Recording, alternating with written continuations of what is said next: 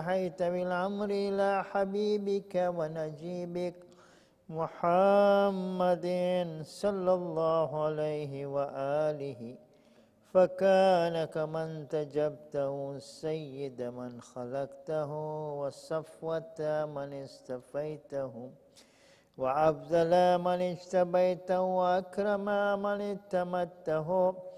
قدمته على أنبيائك وبعثته إلى الثقلين من عبادك، وأوتاته مشاركك ومغاربك، وسخرت له البراق وعرجت به إلى السماء، وأودعته علم ما كان وما يكون إلى انقضاء خلقك، ثم نصرته بالروم وأففته بجبرائيل وميكائيل والمسومين من ملائكتك، وودته أن تظهر دين ولا الدين كله ولو كره المشركون، وذلك بعد بوعته مبوع صدق من أهله، وجعلت له أول بيت وضع للناس للذي ببكة مباركا وهدى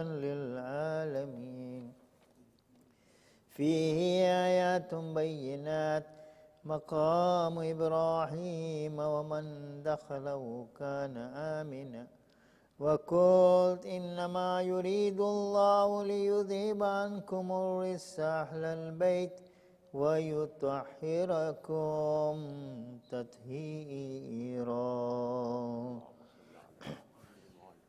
اللهم صل على محمد وآل محمد، ثم جعلت أجر محمد صلواتك عليه وآله مودة في كتابك، فقلت قل لا أسألكم علي أجرا إلا المودة في القربى، وقلت ما سألتكم من أجر فهو لكم، وقلت ما أسألكم عليه من أجر إلا من شاء أن يتخذ إلى ربه سبيلا، فكانوا السبيل إليك والمسلك إلى رضوانك.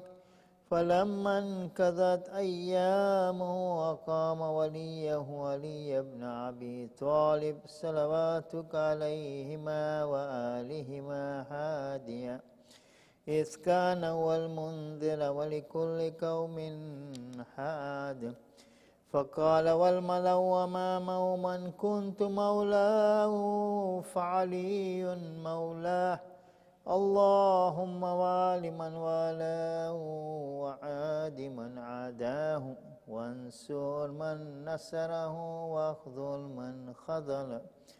وقال من كنت أنا نبيه فعلي أميرهم، وقال أنا ولي من شجرة واحدة وسائر الناس من شجر شتى، وحله محل هارون من موسى، فقال له أنت مني بمنزلة هارون من موسى، إلا أنه لا نبي بعدي، وزوج ابنته سيدة نساء العالمين، وحل له من مسجدي ما حل له، وسد الأبواب إلا بابه، ثم أوذاه علمه وحكمته، فقال أنا مدينة العلم وعلي بابها، فمن أراد المدينة والحكمة فلياتها من بابها. ثم قال أنت أخي ووصي ووارثي، لحمك من لحمي ودمك من دمي، وسلمك سلمي وحربك حربي، والإيمان مخالط لحمك ودمك كما خالت لحمي ودمي، وأنت غدا على العوض خليفتي، وأنت تقضي ديني وتنجز إدعاتي، وشيتك على منابر من نور مبيضة وجوم حولي في الجنة، وهم جيراني، ولولا أنت يا علي لم يعرف المؤمنون بعدي، وكان بعد هدى من الضلال ونورا من العمى، وحبل الله المتين وصراطه المستقيم، لا يسبك بكرامة في رحمي، ولا بسابقة في ديني، ولا يلحق في منكبة من مناكبي، يحذو حذو الرسول صلى الله عليهما وآلهما، ويقاتل على التعويل، ولا تأخذوا في الله لومة لائم، قد وتر في الصناديد العرب، وقتل أبطالهم وناوش ذوبانهم، فأودع قلوبهم أخادا بدرية وخيبرية وهنينية وغيرهن، فأضبت على أداوته وأكبت على منابذته، حتى قتل الناكثين والكاسدين والماركين، ولما كذا نحبه وقتله أشقى الآخرين، يتبع أشقى الأولين. لم يمتثل أمر رسول الله صلى الله عليه وآله في الحادين بعد الحادين، والأمة مصرة على مقته، مجتمعة على قطيعة رحمه وإقصاء ولده، إلا القليل ممن وفى لرعاية الحق فيهم، فقتل من قتل، والسبي من سبي، وأقصي من أقصي، وجرى القضاء لهم بما يرجى له حسن المثوبة، إذ كانت الأرض لله يورثها من يشاء من عباده، والعاقبة للمتقين. وسبحان ربنا إن كان وعد ربنا لمفعولا، ولن يخلف الله وعده وهو العزيز الحكيم. فعلى الأطائب من أهل بيت محمد وعلي صلى الله عليهما وآلهما فليبكي الباكون، وإياهم فليندب النادبون، ولمثلهم فلتذرف الدموع، وليصرخ الصارخون، ويضج الضاجون، ويعج الآجون. أين الحسن وأين الحسين؟ أين أبناء الحسين؟ صالح بعد الصالح، والصادق بعد الصادق. أين السبيل بعد السبيل؟ أين الخيرة بعد الخيرة؟ أين الشموس الطالئة؟ أين الأقمار المنيرة؟ أين الأنجم الزاهرة؟ أين أعلام الدين وقواعد العلم؟ أين بقية الله التي لا تخلو من الإترة الهادية؟ أين المعد لقطف دابر الظلماء؟ أين المنتظر لإقامة الأمت والعوج؟ أين المرتجى لإزالة الجور والعدوان؟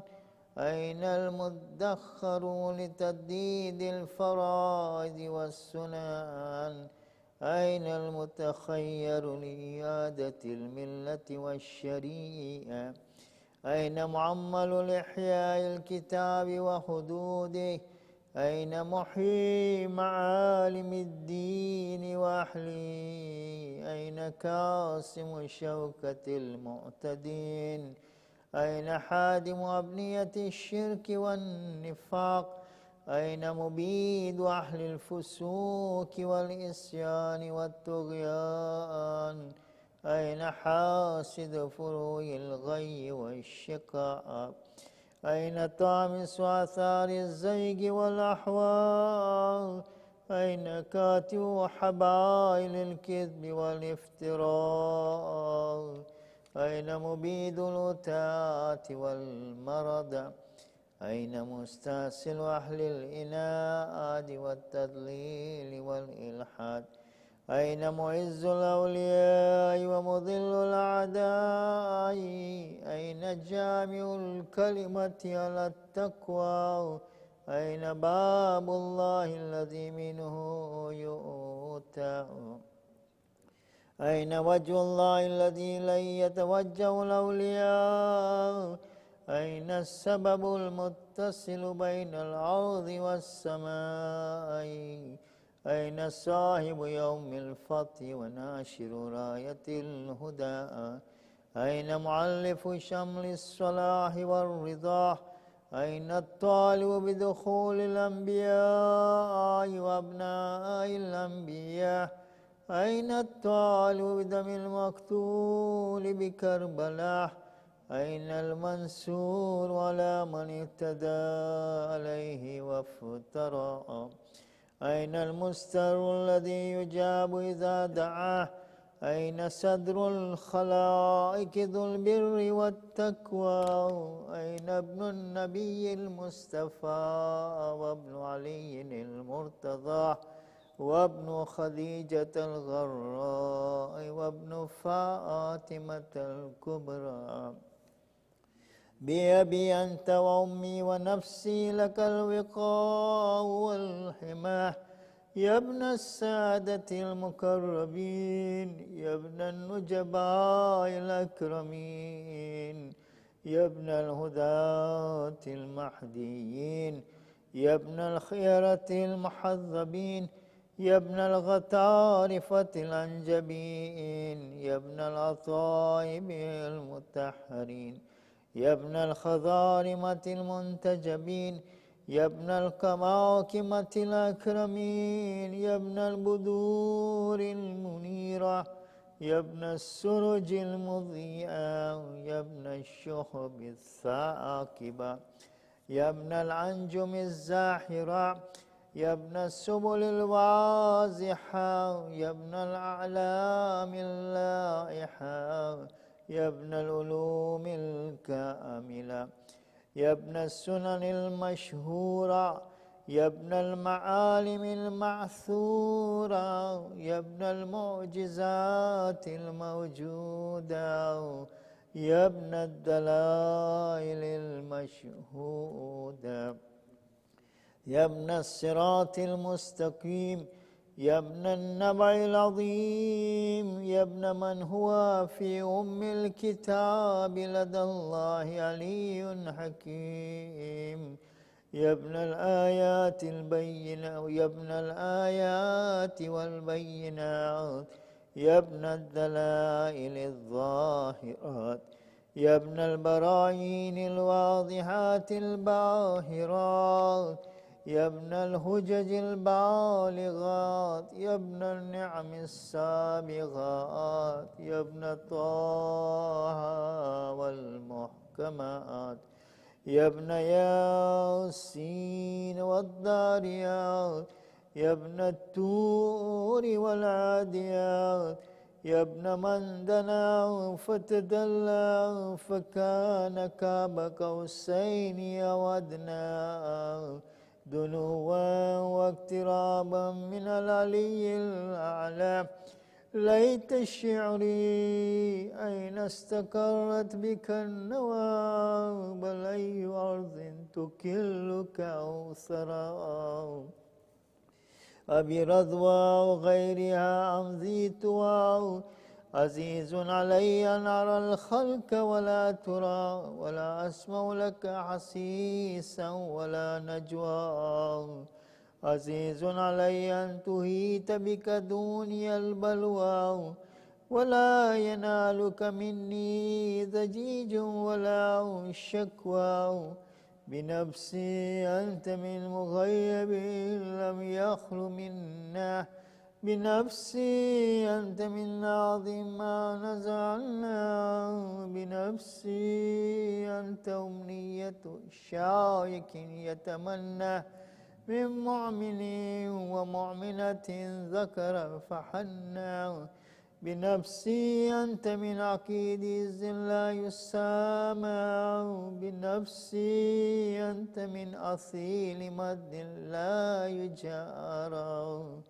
بنفسي أنت من تلاذ نعم لا تضاهى، بنفسي أنت من نسيف شرف لا يساوى، إلى متى أحار فيك يا مولاي، وإلى متى وعي خطاب أصف فيك وعي نجوى، عزيز علي الوجاب دونك ومناغا، عزيز علي أن أبكيك ويخزو لك الوراء، عزيز علي أن يجري عليك دونهم ما جرى، هل من معين فأطيل معه الأويل والبكاء، هل من جزو فأساعد جزوا إذا خلوا، هل كذيت عين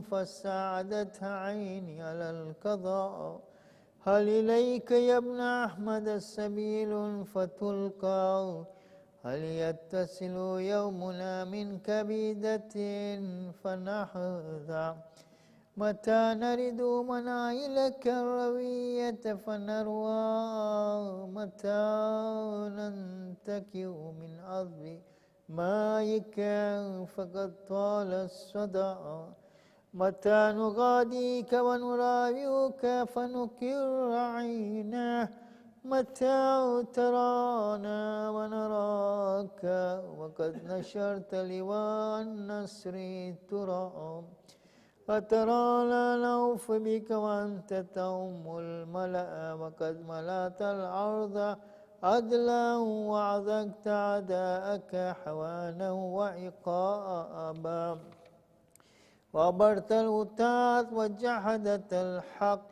وقطعت دابر المتكبرين واتسست أصول الظالمين، ونحن نقول الحمد لله رب العالمين، اللهم أنت كشاف الكرب والبلوى، وإليك أستعدي فعندك العدوى، وأنت رب الآخرة والدنيا، فاغث يا غياث المستغيثين عبيدك المبتلى، وعلي سيدا يا شديد القوى، وعزل عنه بالأسى والجوى، وبرد غليله يا من على العرش استوى، ومن إليه الرجعى والمنتهى، اللهم ونحن عبيدك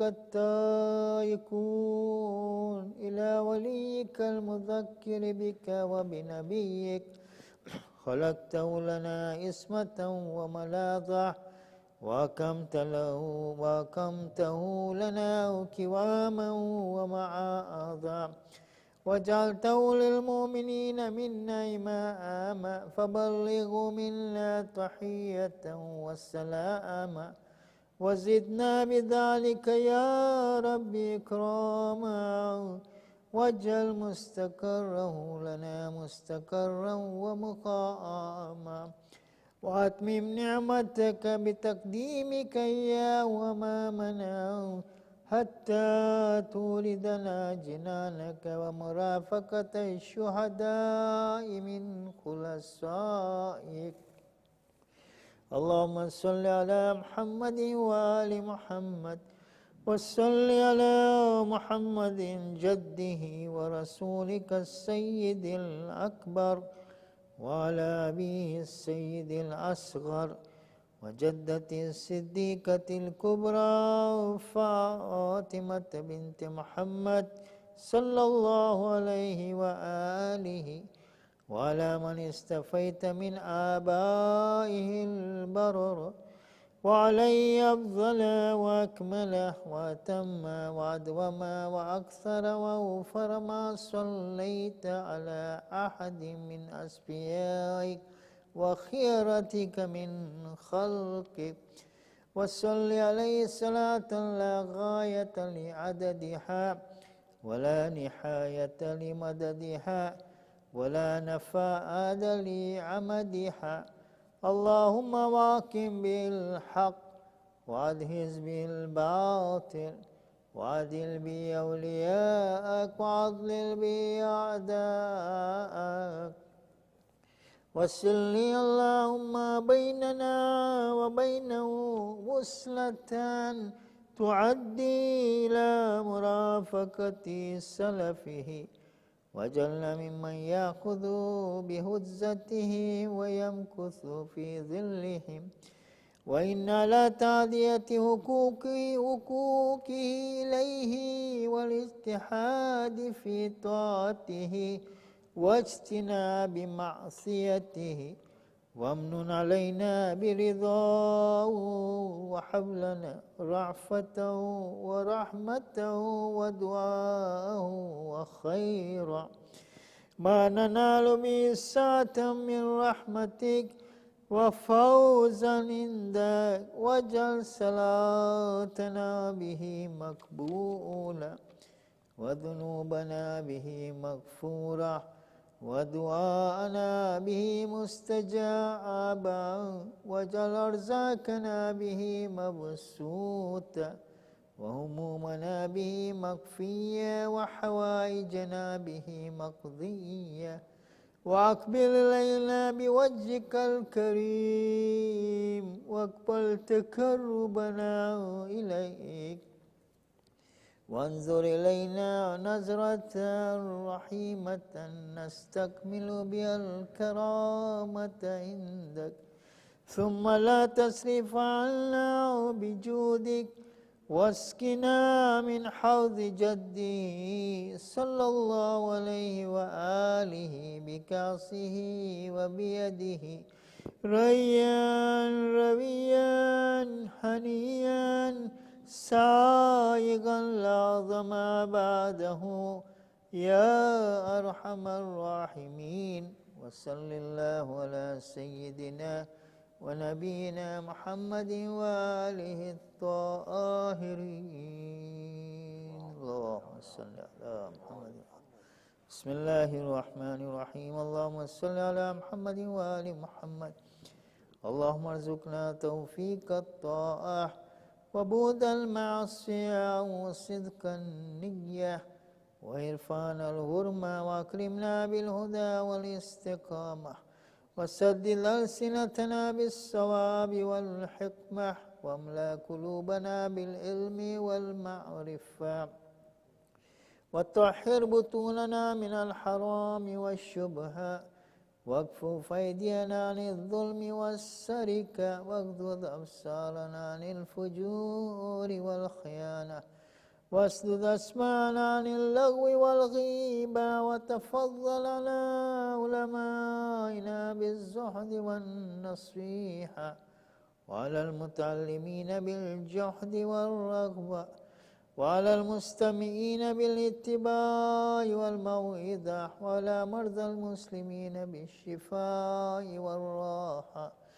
وعلى موتاهم بالرأفة والرحمة، وعلى مشايخنا بالوقار والسكينة، وعلى الشباب بالإنابة والتوبة، وعلى النساء بالحياء والعفة، وعلى الأغنياء بالتواضع والساءة، وعلى الفقراء بالصبر والقناعة، وعلى الغزاة بالنصر والغلبة، وعلى الوسراء بالخلاص والراحة، وعلى الأمراء بالعدل والشفقة، وعلى الرعية بالإنصاف وحسن السيرة، وبارك للحجاج والزوار في الزاد والنفقة، واقض ما أوجبت عليه من الحج والعمرة، بفضلك ورحمتك يا أرحم الراحمين وصل الله على سيدنا ونبينا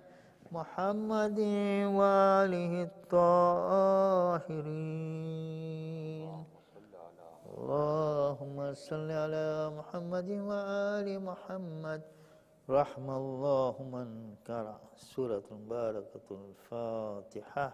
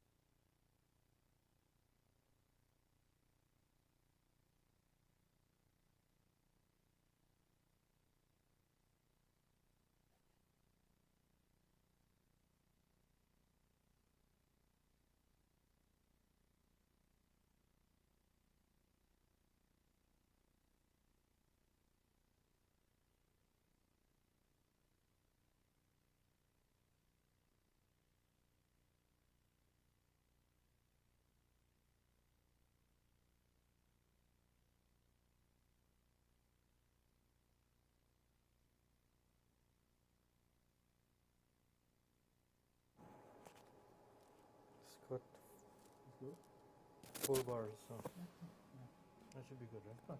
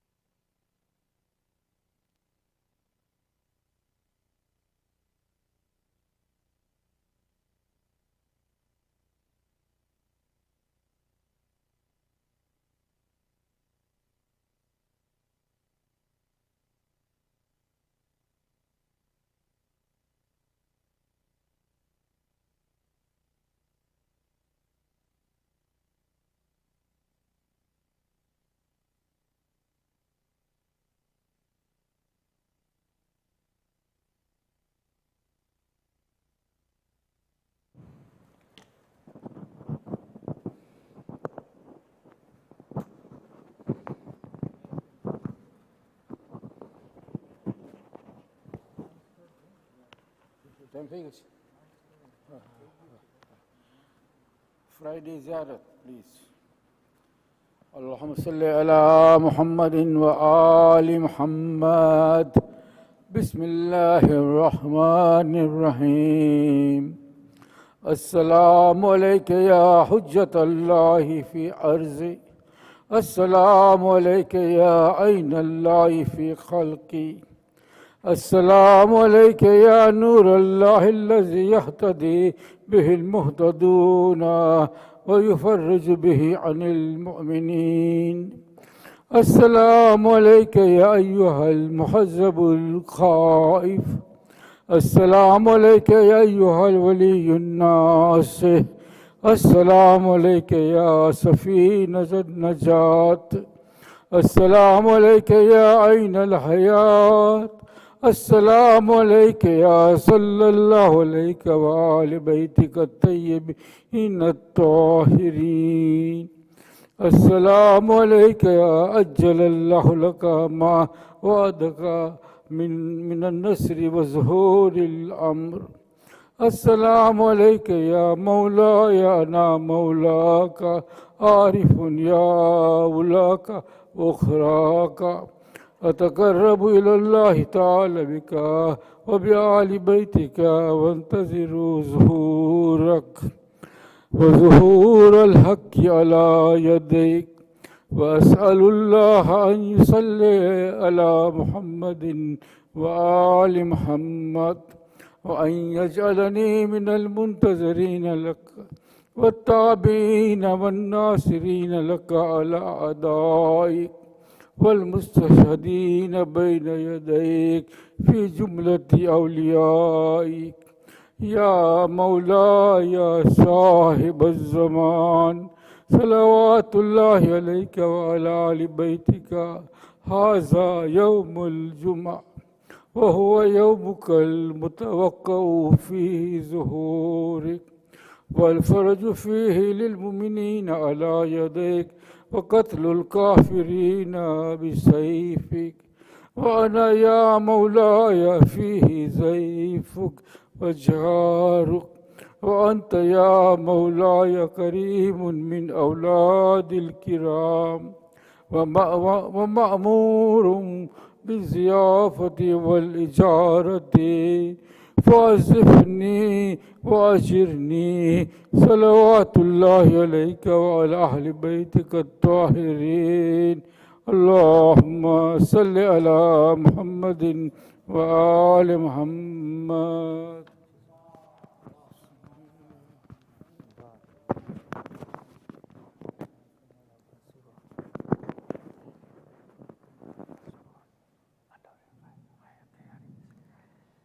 إن الله وملائكته يصلون على النبي يا أيها الذين آمنوا صلوا عليه وسلموا تسليما.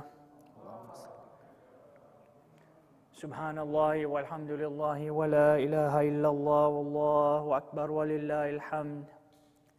الله أكبر الله أكبر الله أكبر الله أكبر. أشهد أن لا إله إلا الله. أشهد أن لا إله إلا الله. أشهد أن محمدا رسول الله. أشهد أن محمدا رسول الله. أشهد أن عليا ولي الله. أشهد أن عليا حجة الله. حي على الصلاة حي على الصلاة حي على الفلاح حي على الفلاح. حي على خير العمل حي على خير العمل. الله أكبر الله أكبر. لا إله إلا الله. لا إله إلا الله. وصلى الله على سيدنا محمد وآل محمد.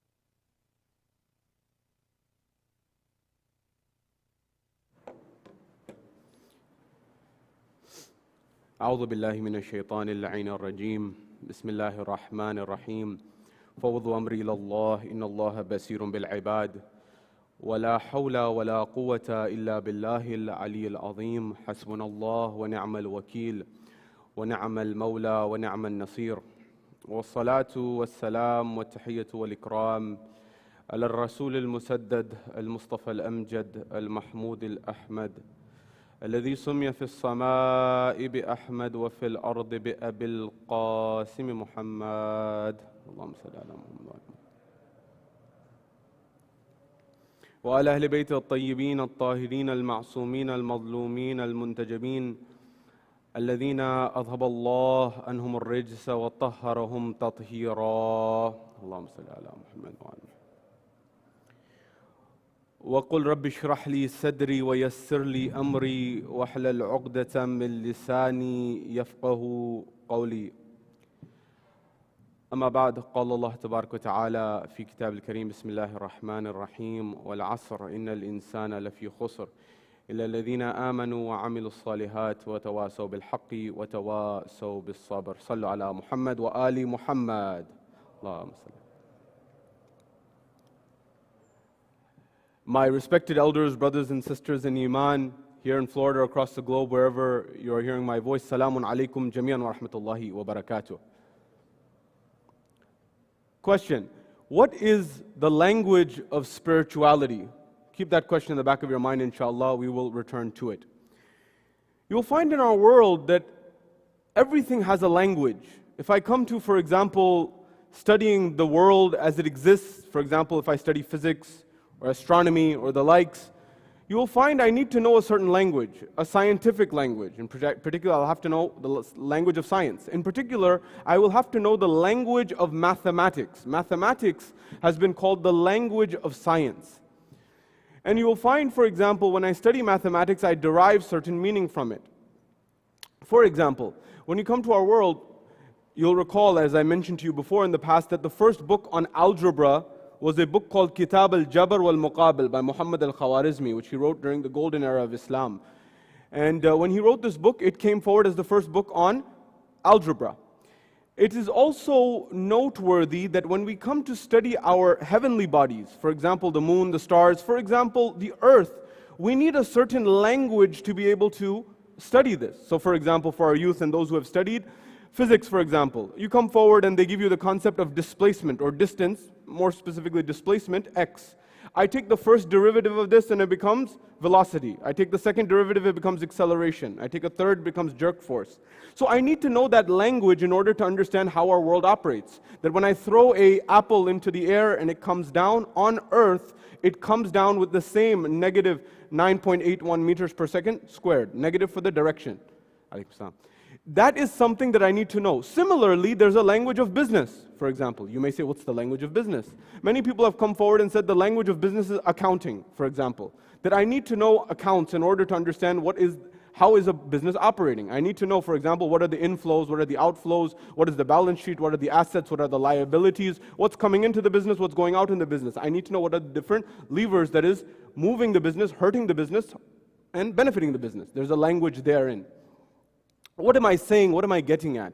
You and I may find that the same way that there is a language to the sciences of the world, there's a language to business, there's a language to computer science. You need to know either Java or C++ or what have you. You need to know these languages in order to interface and speak to the computer. Similarly, there is a language of spirituality. That language is a language of its own. I cannot apply the language of mathematics to the language of spirituality necessarily and think I'll get the appropriate results. Similarly, the same way I cannot apply the principles or the language of, for example, computer science to accounting. I can't take computer science languages and apply them to accounting. It's different languages. You and I may find that when we're dealing with the realm of the spirit and spirituality, there's a different language. What do I mean?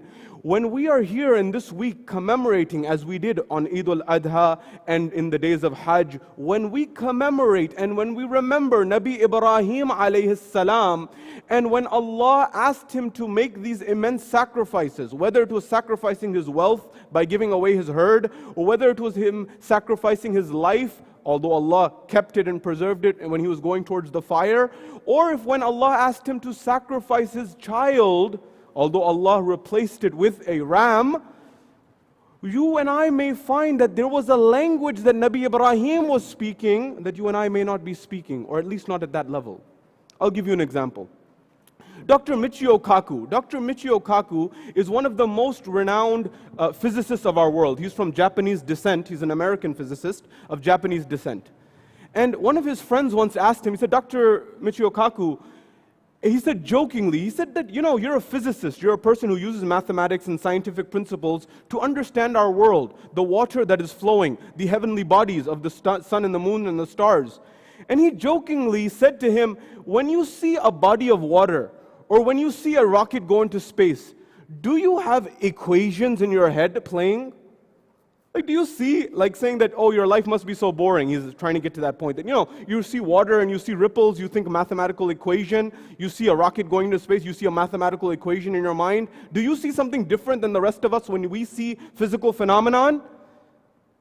And without missing a beat, Dr. Michio Kaku looks right back at him and he says, yes. And he responds that I cannot imagine how boring someone's life may be, how bland someone's life is, who is looking at the water streaming and is looking at the rocket going into space and is looking at the universe and doesn't see the equations that I see in my head. You see, this is a language that he speaks and a language that he knows. Similarly, if there's someone who asks about a business, investing or looking into a business, you show the same principles of the business. Someone walks into a store, you take your favorite coffee shop, they say, oh, things look nice. You show the balance sheet and you show the financial statements to an accountant, and they will tell you the true picture of whether this business is doing well or not. It's all there, but they speak that language. Why am I saying this? You see, when I said last week, and I'm building on this, one of the biggest issues in our modern world that people are not able to reconcile is the issue of evil. Why does evil exist? Why does suffering exist? Why does that child have to go through cancer? It's a horrible thing. It's a devastating thing. Why does this happen in our world? And because of this question, so many people have left religion, either Judaism or Christianity or what have you. Because they say evil should not exist. This is much like using the wrong language on a particular issue. What do I mean? I am wearing a particular type of glasses. I am wearing the glasses that has the lens that is colored a particular color. If I wear red glasses, I see a red world. If I wear green lens glasses, I see a green world. When I come forward and put on a lens that say that evil, what I call evil, exists, and say that this is God's fault, I am putting on the lens of materialism and I am judging and assessing God. When there's a different language to be spoken there. The language I should be speaking there is the language of spirituality. And if I had time, I would explain what happened in the last 200 to 250 years in terms of modern philosophy that led us to get to that point. Allow me to explain.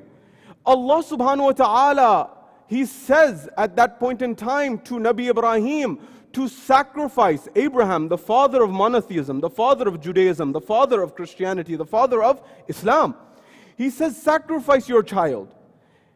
Now when we look at this story, we put our own lens of what we think about the world and we apply it to Nabi Ibrahim alayhi salam.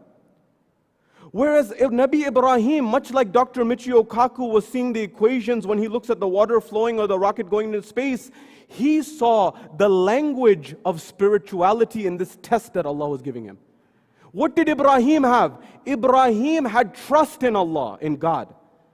Whether he was being thrown into the flame and Jibreel or Gabriel came to him and said that, do you need help and do you need assistance? He says, yes, but not from you. From who? From my Lord. Trust in Allah. When he was asked to give away his herd, Subuhun Quddus Rabbul Malaikati war Ruh, give 1/3 and another third and another third of your sheep, give them away. He gave them away.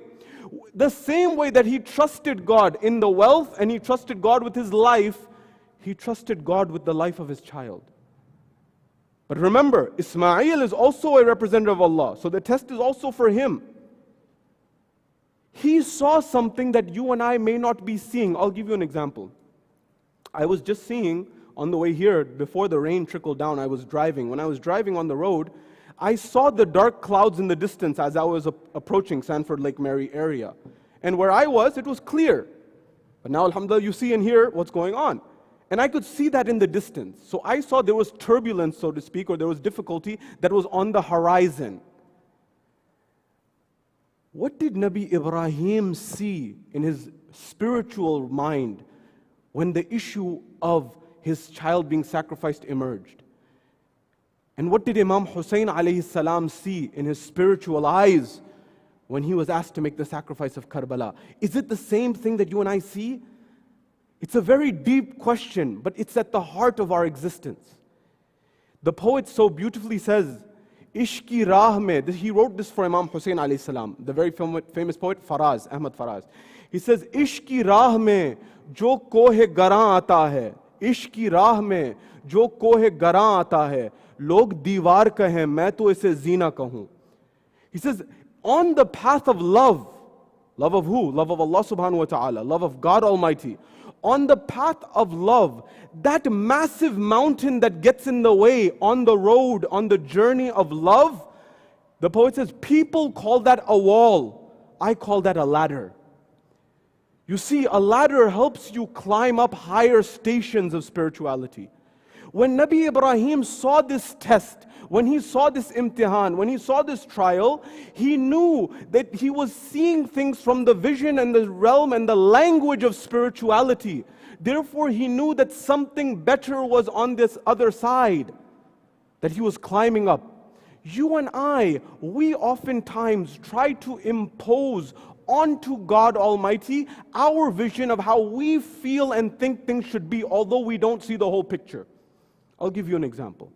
I remember I was listening to NPR. I hope many of you may listen to it as well, National Public Radio. And on my drive, they had interviewed one of my favorite stories, which I may have shared with you in the past. A couple, a husband and wife, who had a child.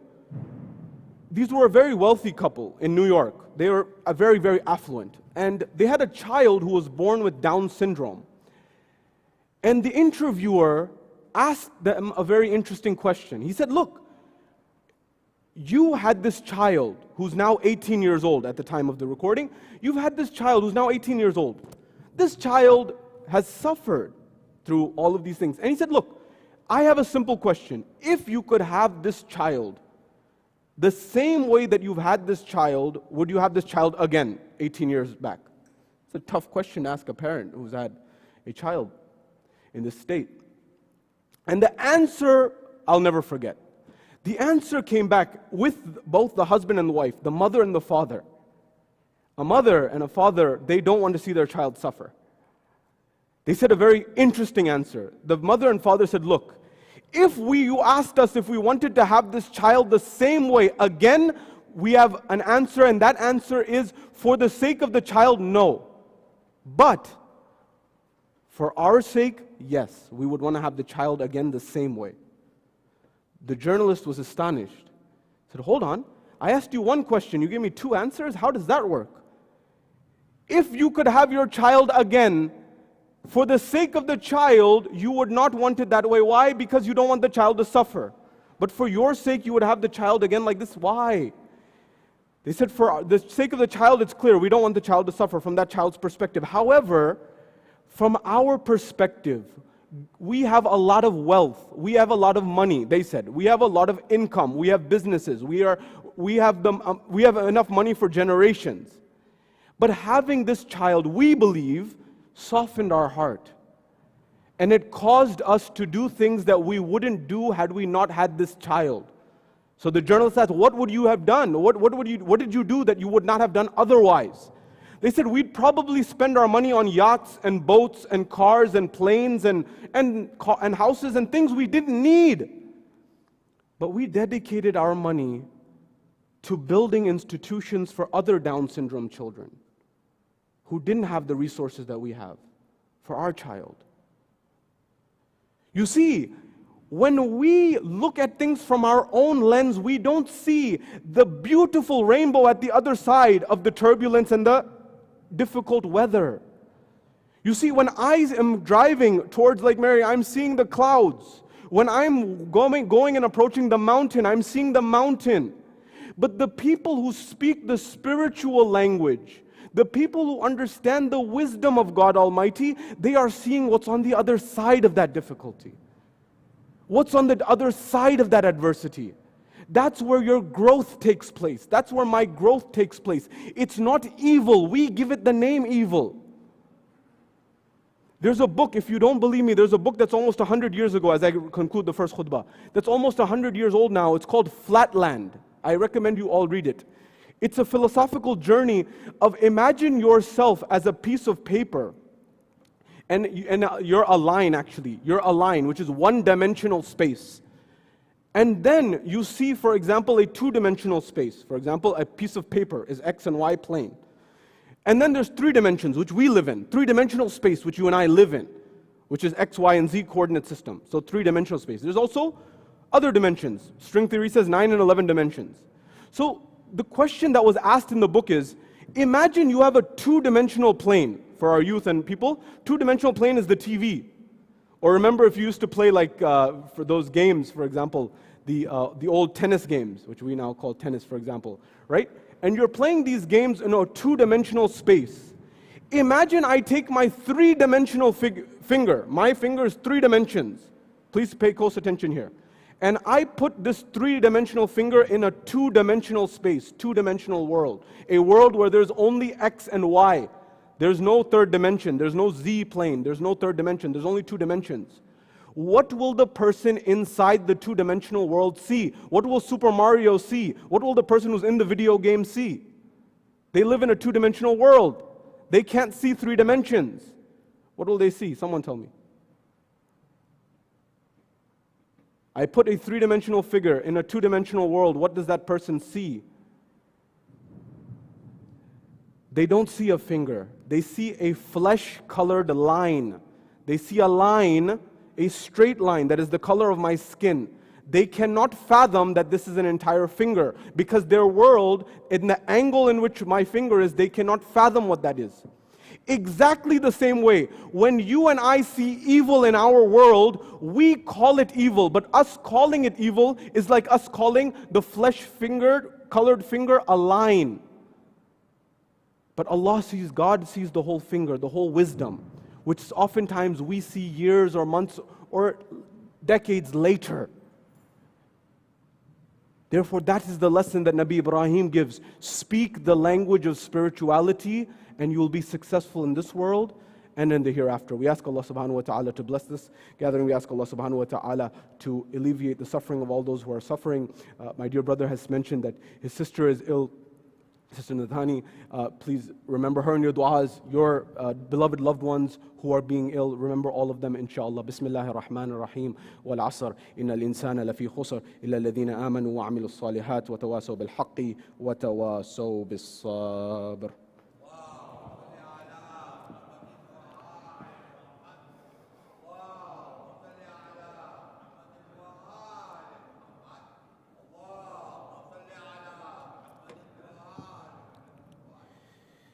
أعوذ بالله من الشيطان اللعين الرجيم بسم الله الرحمن الرحيم فوض أمري إلى الله إن الله بصير بالعباد ولا حول ولا قوة إلا بالله العلي العظيم والصلاة والسلام على أشرف الأنبياء والمرسلين خاتم النبيين رحمة للعالمين أبي القاسم محمد وعلى علي بن أبي طالب صلوات الله وسلامه أجمعين وعلى فاطمة الزهراء سيدة النساء العالمين وعلى حسن المجتبى والحسين الشهيد بكربلاء وعلى علي بن الحسين ومحمد بن علي وجعفر بن محمد وموسى بن جعفر وعلي بن موسى ومحمد بن علي وعلي بن محمد والحسن بن علي والخلف الهادي المهدي هججك على عبادك وأمنائك في بلادك صلاة كثيرة دائمة صلوا على محمد وآل محمد اللهم صل على محمد وآل محمد. أعوذ بالله من الشيطان اللعين الرجيم بسم الله الرحمن الرحيم عباد الله أوصيكم وأوصي نفسي بتقوى الله ولزوم أمره. My respected elders, brothers and sisters in Iman, Salamun alaykum jami'an wa rahmatullahi wa barakatuh.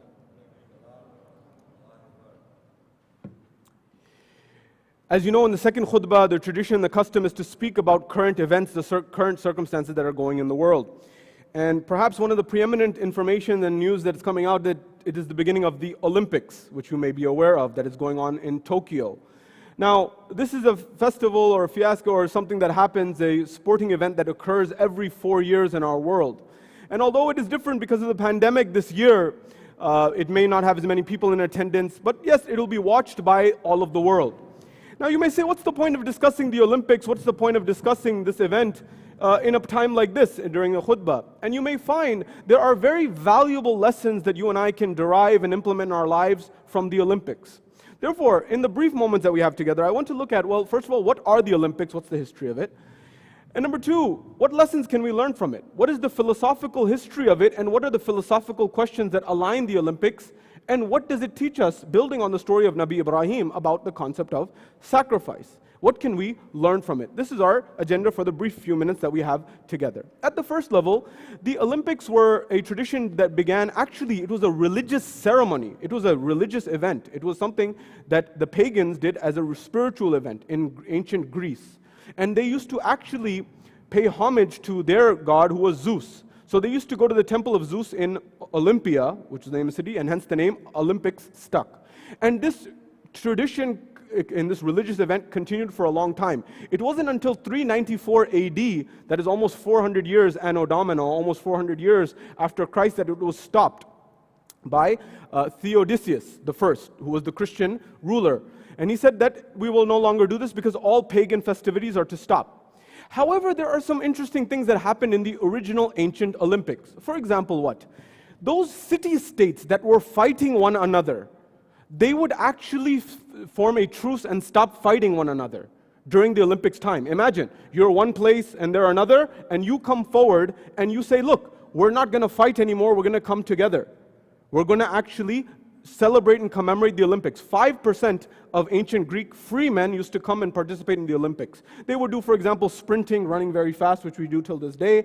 They would, for example, do wrestling, which still happens till this day. They would do chariot racing, which I don't think happens anymore, but they would do things like this.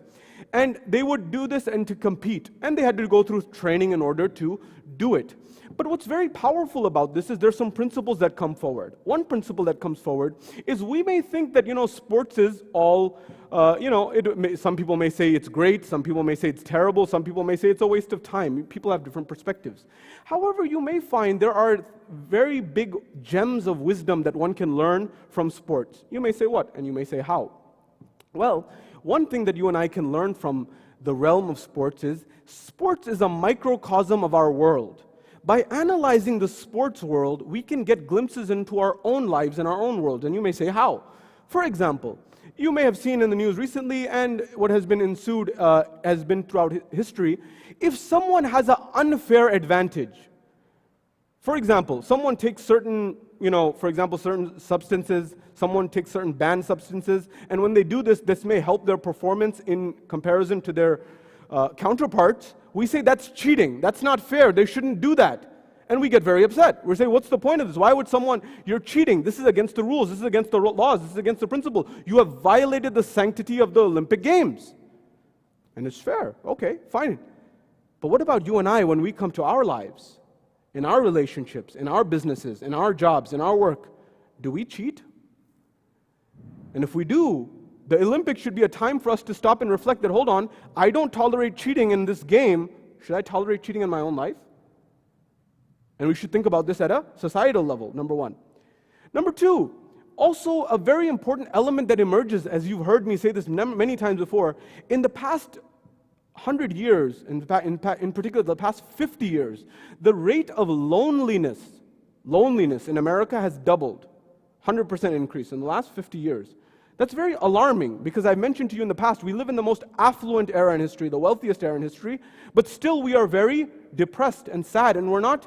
And I've told you some of the reasons in the past, but I want to share something. There's a study that I was reading that was fascinating, that found that during tournament years of soccer in Europe, tournament years where they have tournaments, they have found that the rate of suicide declines in tournament years when there's a FIFA tournament or a European Cup tournament. Now you may say, why? How is that? And you know what's the most interesting part of this? It's not only during the 3, 4, 5, 6 weeks of the tournament. It actually extends till the end of the year.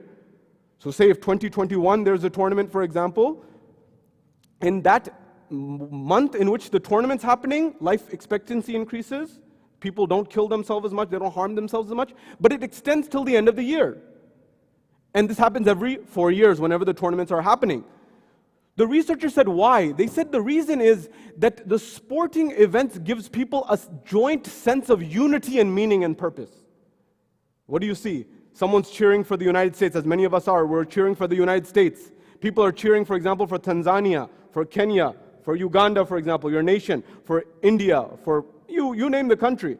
Pakistan, Afghanistan, every country, people get together. They may not agree on anything internally within the country, but when it comes to the issue of sports, they have to cheer. We have to cheer for our team. We're passionate about it. It brings people together. It also teaches discipline to you and I. You know, it's very interesting for us to reflect on this. During World War I, this is very important, there was a moment in time where the forces are fighting each other.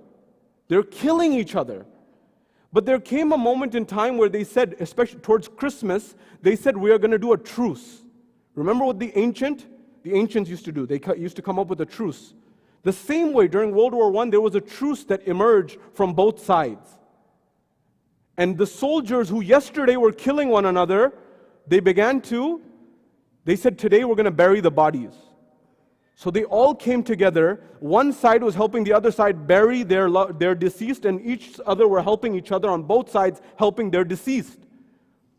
What this led to was they ultimately celebrated Christmas together. They even played soccer together during that truce. Do you know what happened? They weren't even willing, the forces were not even willing to fight each other again. It wasn't until the upper commands came forward and said, we will kill you if you don't start fighting one another again. What's the principle that we get here? Sports can be an amazing tool to unite and bring people together through a truce, through a peacefire, and then building from there. You can see some of humanity's best elements emerge in that time, in that space. One of the questions that emerges in the Olympics is why spend so much money? Maybe even a bigger question is, what about the time? Because time is money. You see, that time that people will look around the globe watching these screens and watching these events, if there's no meaning and there's no purpose, then that's something that you may question. But if you and I are looking and watching those sports and seeing elements and themes that we can implement in our own lives, such as peace, such as unity, such as following the rules, not cheating, such as what? Such as redemption.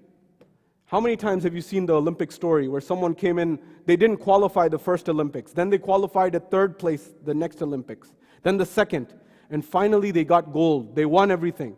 After a big journey, a struggle, that sacrifice allowed them to attain that. That was the spiritual sacrifice that Ibrahim was going through. The spiritual sacrifice. They were going through spiritual hurdles to get to a higher level. Abraham, Rasulullah. Rasulullah, of course, is too high. But you and I, Allah is saying in the story of Ibrahim that the same way that I delivered Ibrahim from the fire, I delivered him with his wealth, I delivered him with his children's test, I will deliver you. But trust me and have belief in me and struggle. You may ask, why are we here? What's our purpose in this world? What's our purpose in this life? Our purpose is to reach perfection, Kamal. And to get there, we need guidance, which are the prophets. And in order to reach Kamal and perfection, we will have to go through tests and trials. And whether it's sports or the story of Ibrahim, it teaches us struggle, and on the other side, when you do what's right, you will be triumphant. We ask Allah subhanahu wa ta'ala to bless this holy gathering. We ask Allah subhanahu wa ta'ala, anyone who's suffering from any illness, whether COVID or otherwise, our respected brother mentioned his sister, or any of your friends or dear ones who are ill, Ya Allah, alleviate the whole world from this illness, this virus of COVID and any other illness, Ya Allah. Anyone who's suffering from a financial difficulty, grant them alleviation from their financial difficulty. And anyone who has any troubles, grant them alleviation from their sorrows and their difficulties. Ya Allah, hasten the reappearance of Imam Sahib al-Zaman and allow us to be amongst his companions when he returns. وآخر دعوانا الحمد لله رب العالمين بسم الله الرحمن الرحيم والعصر إن الإنسان لفي خسر إلا الذين آمنوا وعملوا الصالحات وتواصوا بالحق وتواصوا بالصبر.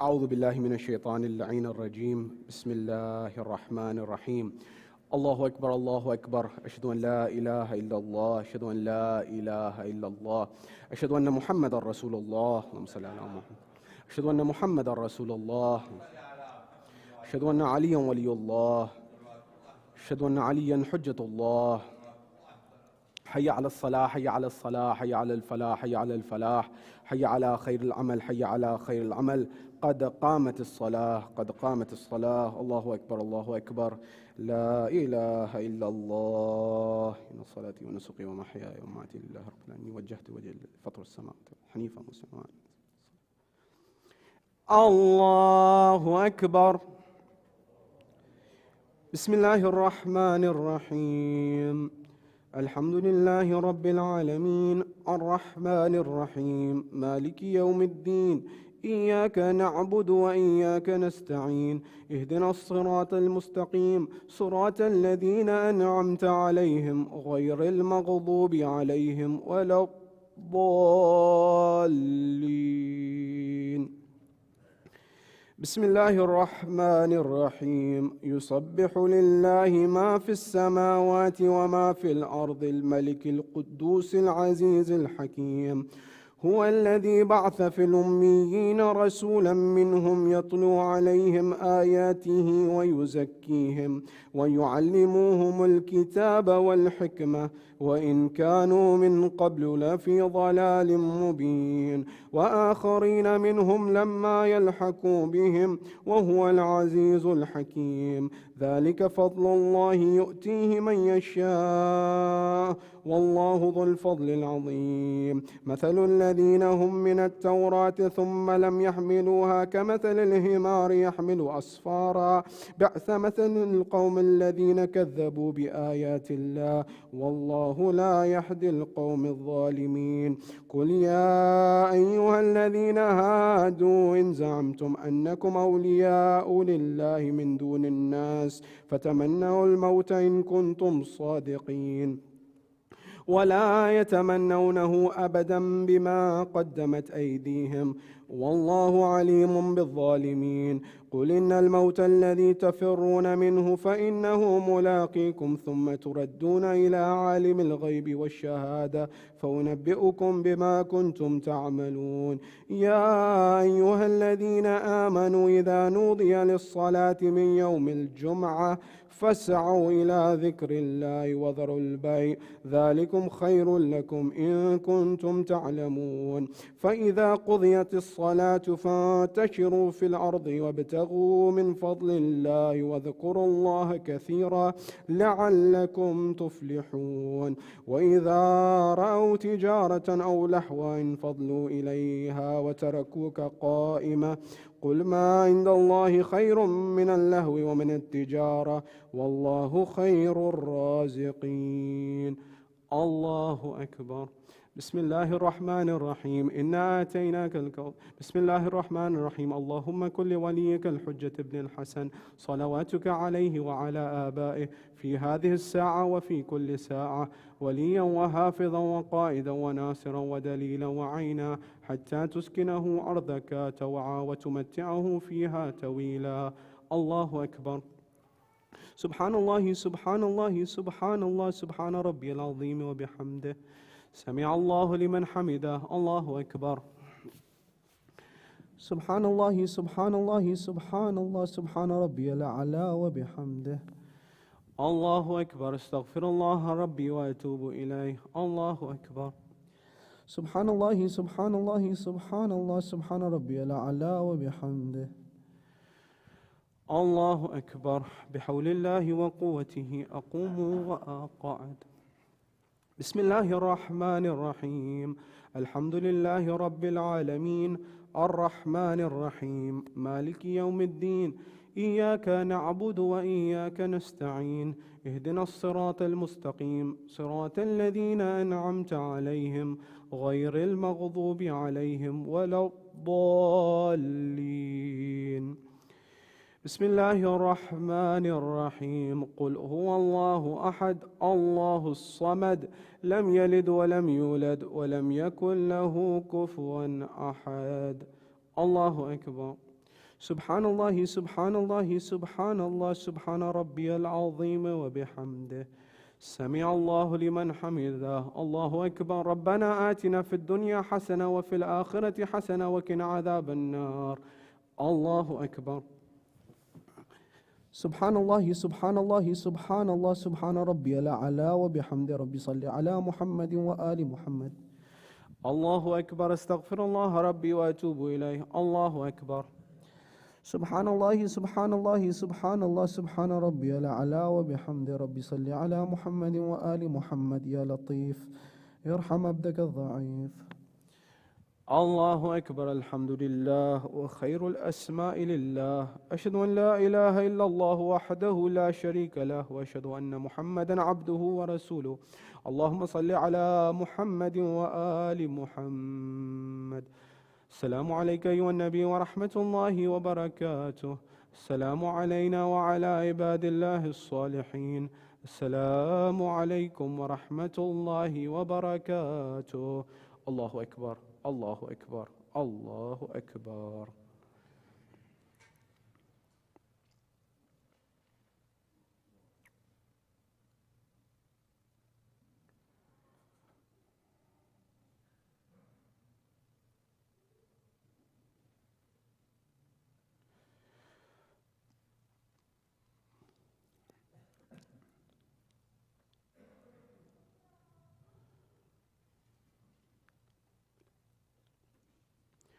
إن الله وملائكته يصلون على النبي يا أيها الذين آمنوا صلوا عليه وسلموا تسليما.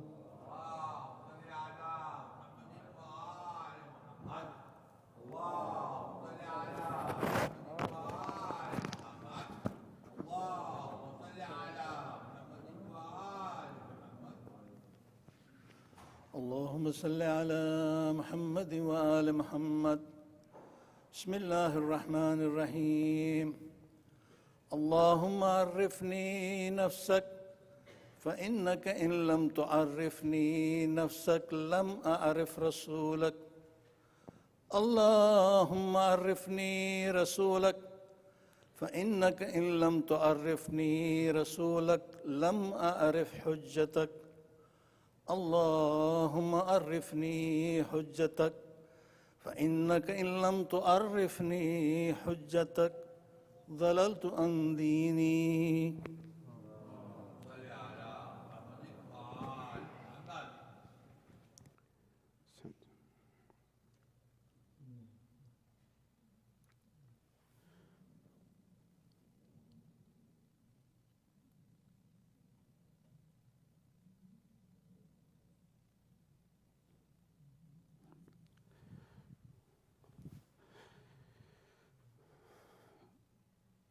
أعوذ بالله من الشيطان اللعين الرجيم. بسم الله الرحمن الرحيم.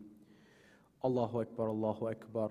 أشهد أن لا إله إلا الله أشهد أن لا إله إلا الله أشهد أن محمد رسول الله أشهد أن محمد رسول الله أشهد أن علي ولي الله أشهد أن عليا حجة الله حي على الصلاة حي على الصلاة حي على الفلاح حي على الفلاح حي على خير العمل حي على خير العمل قد قامت الصلاة قد قامت الصلاة الله أكبر الله أكبر لا إله إلا الله الصلاة والسلام محياي ومماتي الله أكبر بسم الله الرحمن الرحيم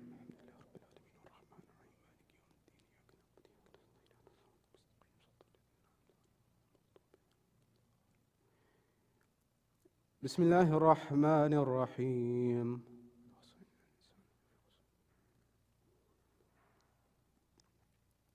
الله أكبر سبحان الله سبحان الله سبحان الله سبحان ربي العظيم وبحمده سمع الله لمن حمده الله أكبر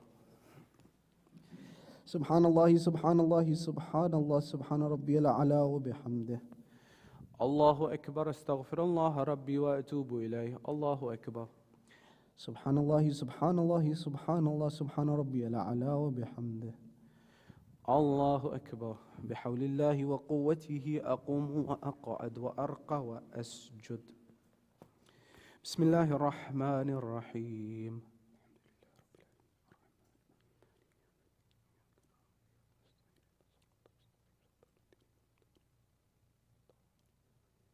بسم الله الرحمن الرحيم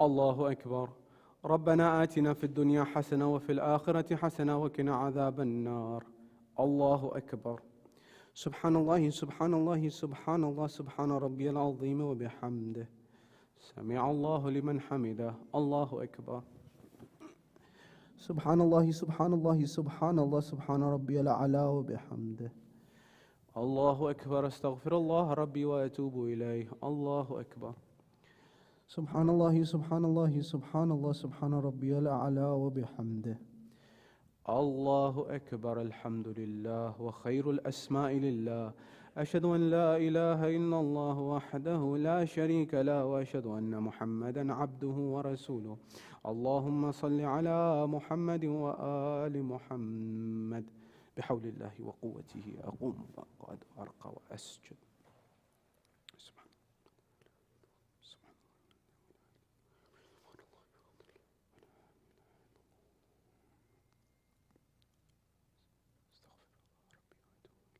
الله أكبر سبحان الله سبحان الله سبحان الله سبحان ربي العظيم وبحمده سمع الله لمن حمده الله أكبر سبحان الله سبحان الله سبحان الله سبحان ربي الأعلى وبحمده الله أكبر استغفر الله ربي وأتوب إليه الله أكبر سبحان الله سبحان الله سبحان الله سبحان ربي الأعلى وبحمده الله أكبر بحول الله وقوته أقوم وأقعد وأرقى وأسجد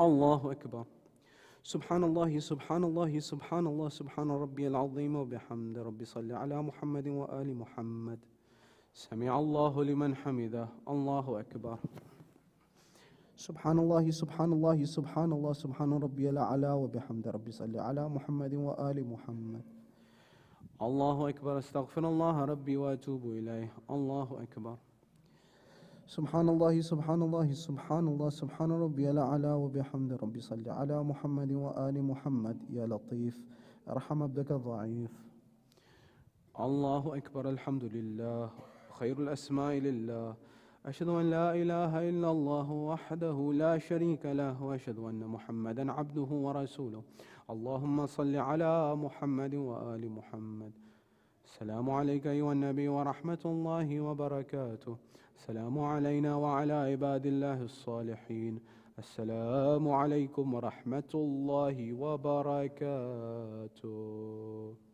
الله أكبر، الله أكبر، الله أكبر.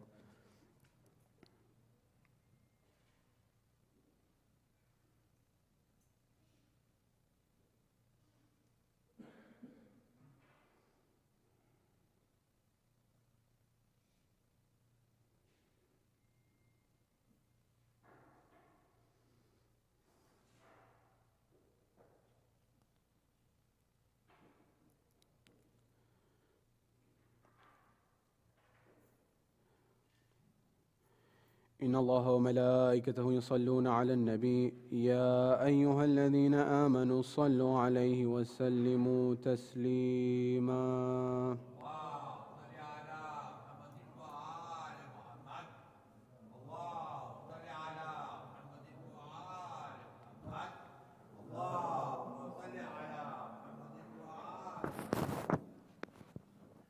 سورة المباركة الفاتحة.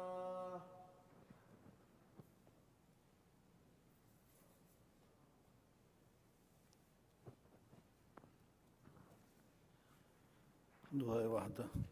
اللهم صل على محمد وآل محمد. بسم الله الرحمن الرحيم. لا إله إلا الله إلها واحدا ونحن له مسلمون. لا إله إلا الله ولا نعبد إلا إياه مخلصين له الدين ولو كره المشركون. لا إله إلا الله ربنا ورب آبائنا الأولين. لا إله إلا الله وحده وحده وحده أنجز وعده ونصر عبده وعز جنده وهزم الأحزاب وحده وله الملك وله الحمد يحيي ويميت ويميت ويحيي وهو حي لا يموت بيده الخير وهو على كل شيء قدير.